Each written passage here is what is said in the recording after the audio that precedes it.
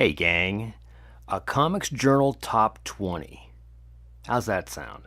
Deadpool2323 is having a contest and he wants us to create our own top 20. And you know I'm always going to choose the path of least resistance. I'm surrounded by Comics Journal boxes, so I'm just going to do the Comics Journal Top 20. This is issue 216, a nice Alex Ross cover. It's funny because the issue that has the Alex Ross interview has a worse Alex Ross cover. Some of these are pretty beat up.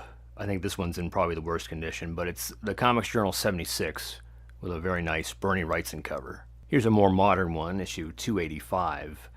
It's a nice Darwin Cook cover, but it's a rather cruel Darwin Cook cover.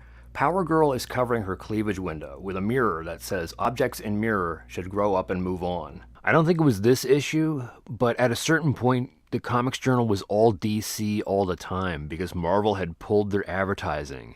They'd instructed their creators to not talk to the Comics Journal because they were sick of the Comics Journal's negative reviews.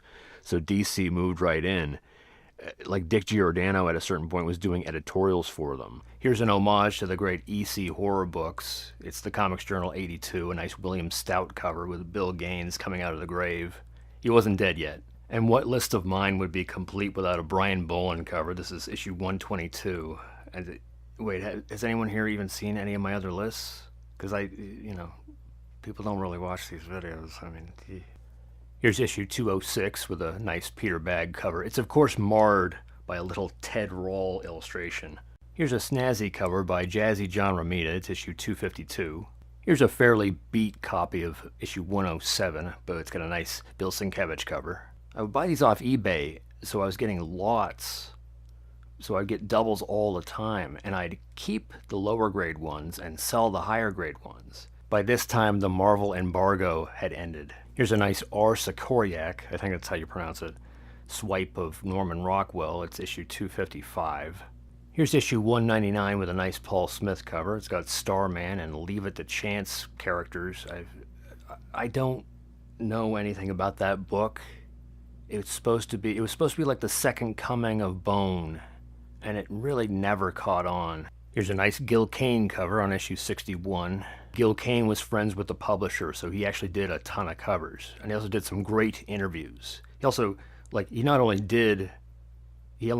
sat down to be interviewed, he also did interviews. And those are some of the best interviews I've read. Here's a nice stark Ivan Brunetti cover for issue 264. I'm pretty sure that Ivan Brunetti is a complete fraud, but I do like this cover. Here's a lovely Carl Barks cover on issue 227. This is his tribute issue. This used to be worth maybe $45 on eBay. Now it's worth nothing. The Comics Journal set up a subscription site and made all their issues available.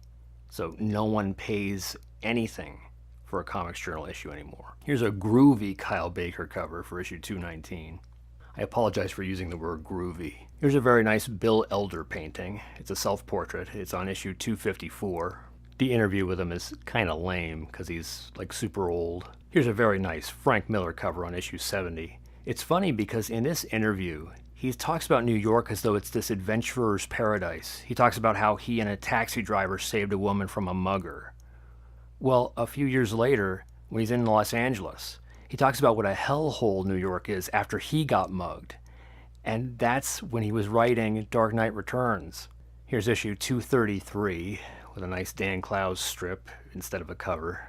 They talk about the Ghost World movie, which actually hadn't been released yet.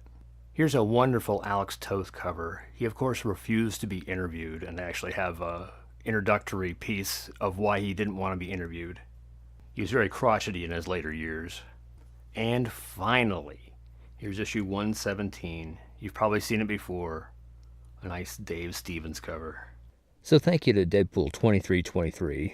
Thank you for this contest. I'll have your link in the description. And thank you all for sitting through this list of a magazine you've probably never even seen in a store. And if you've seen it in a store, it was probably because some pretentious douche like me ordered it and then refused to buy it because he saw an Alex Ross cover and figured that they sold out.